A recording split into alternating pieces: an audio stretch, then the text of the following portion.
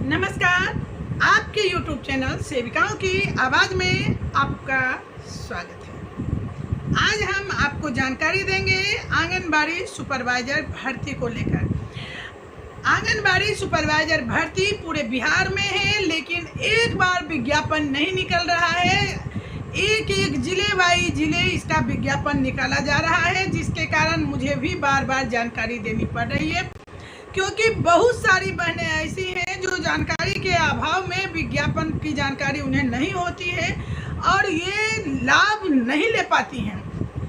तो भागलपुर ज़िले की मैं बात कर रही हूँ। भागलपुर ज़िले में बहाली निकल चुकी है।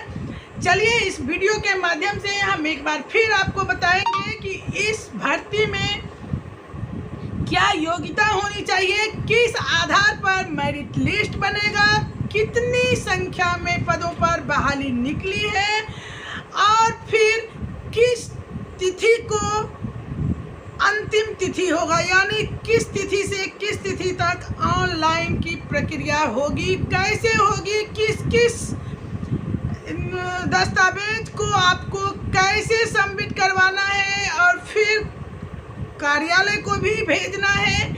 आपसे कोई चूक ना हो जाए फॉर्म भरने के समय, इसलिए वीडियो के अंत तक बने रहिए और वीडियो को अधिक से अधिक शेयर भी कीजिए ताकि सभी बहनों तक ये जानकारी पहुंच सके।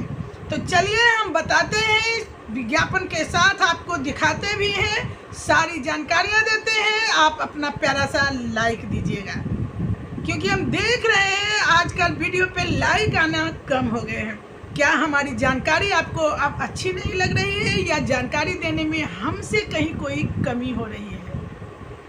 चलिए हम देख सकते हैं कि यह भागलपुर समाहरणालय से निकला है विज्ञापन और विज्ञापन संख्या है 01/2025।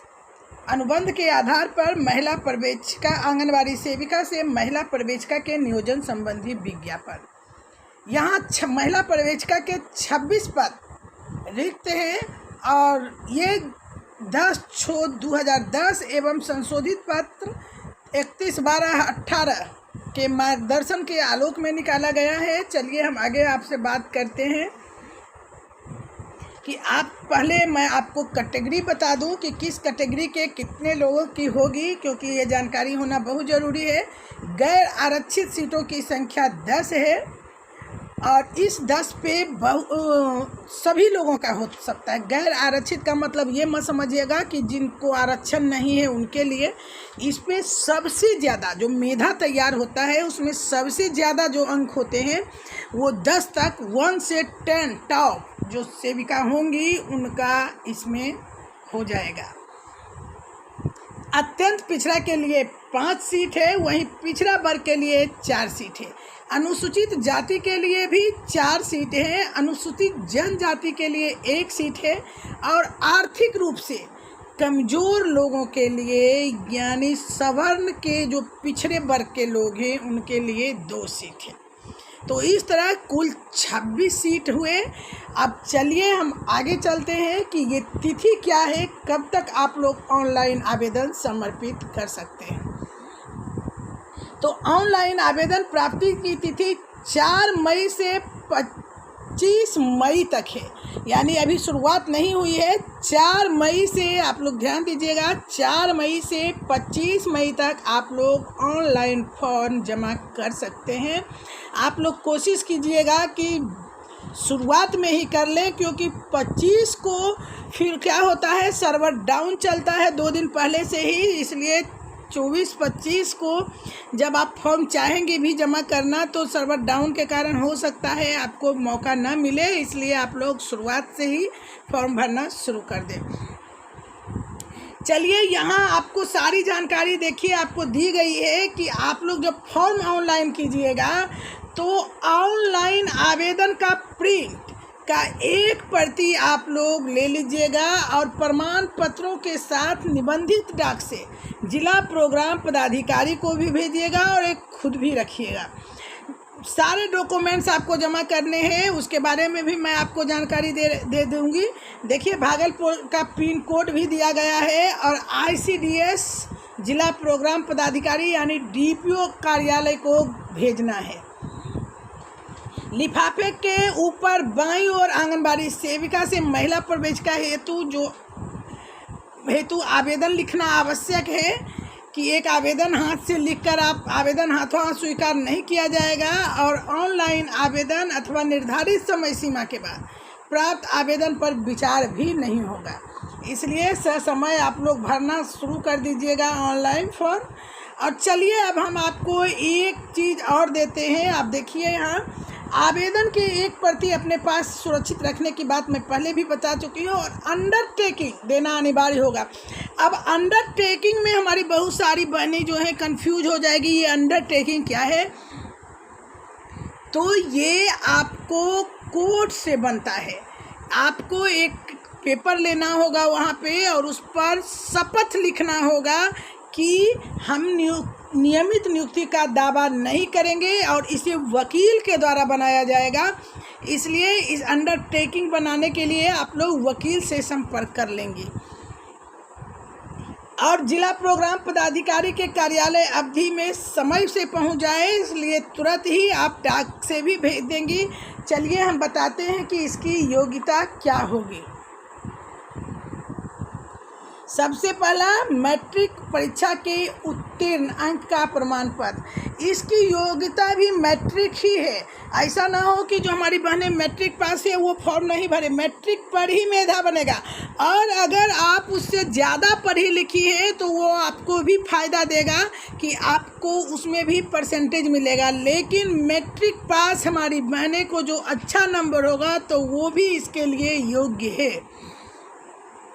यहाँ देख सकते हैं कि यदि इंटर, स्नातक, स्नाकोत्तर होंगे तो इसके लिए आपको फर्स्ट डिवीज़न पे 10 अंक, सेकेंड डिवीज़न पे 5 अंक और थर्ड डिवीज़न पे 3 अंक मिलेंगे। अनुमंडल पदाधिकारी द्वारा निर्गत आवासीय प्रमाण पत्र। आवासीय प्रमाण पत्र आप अनुमंडला अधिकारी से निर्गत करवा लेगी और चरित्र पत्र आपका थाना से बनेगा। जाति प्रमाण पत्र आरक्षित वर्गों के लिए लागू होगा, मतलब जो आरक्षण लेना चाहते हैं वो जाति प्रमाण पत्र लगाएंगे। और कमज़ोर रूप से भी जो आर्थिक रूप से कमज़ोर वर्ग हैं यानी सामान्य वर्ग के लिए उन्हें भी EWS का प्रमाण पत्र देना होगा। अनुभव प्रमाण पत्र आपका कार्यालय देगा, जो बाल विकास परियोजना पदाधिकारी हैं वो आपको देंगी और वहाँ से बनवा लेना है। वो आपके जिस दिन से आपने ज्वाइन किया है उसी दिन से आपका अनुभव देगी। जिस आंगनबाड़ी सेविका को राष्ट्रीय या राज्य पुरस्कार प्राप्त हुआ है उससे संबंधी प्रमाण पत्र लगाने पर आपको 10 अंक दिए जाएंगे अगर राष्ट्र से पुरस्कार मिला है। अगर राज्य से पुरस्कार मिला है तो उसके लिए 5 अंक मिलेंगे और सभी को जोड़कर ही मेधा बनाया जाएगा। आपको ध्यान रखना है इसमें सिर्फ और सिर्फ आंगनबाड़ी सेविकाएं ही फॉर्म ऑनलाइन करेंगी, बाकी किसी के लिए नहीं है। बाहरी लोगों के लिए पहले ही फॉर्म भरा जा चुका है। चयन वर्ष से 1 जनवरी तक यानी 2025 के 1 जनवरी तक आपका कार्यकाल 10 वर्ष होना चाहिए। यानी सभी आंगनबाड़ी बहनें नहीं भर सकती हैं। जिनका 10 वर्ष पूरा हो गया हो वही भरेंगी। और अधिकतम उम्र इसमें 56 वर्ष होगा। यहाँ 45 दिया है, आप लोग कंफ्यूज नहीं होंगे क्योंकि आंगनबाड़ी बहनों को 11 वर्ष की छूट मिली है, इसलिए 56 वर्ष हो जाएगा। और एक बार फिर से इसमें दिया है कि आशय का अंडरटेकिंग देना अनिवार्य होगा कि नियमित नियुक्ति का दावा नहीं करेंगे। ये अंडरटेकिंग का शपथ पत्र आप वकील से बनवाएंगी।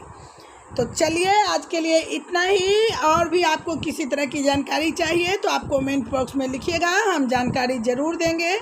आप लोग फॉर्म भरने में कोई कताई मत रखिए, फॉर्म ज़रूर भरिएगा। बहुत अच्छी संख्या में आपके यहाँ बहाली है, यानी कि 26 आंगनबाड़ी बहनें हमारी सुपरवाइजर बनेंगी। धन्यवाद।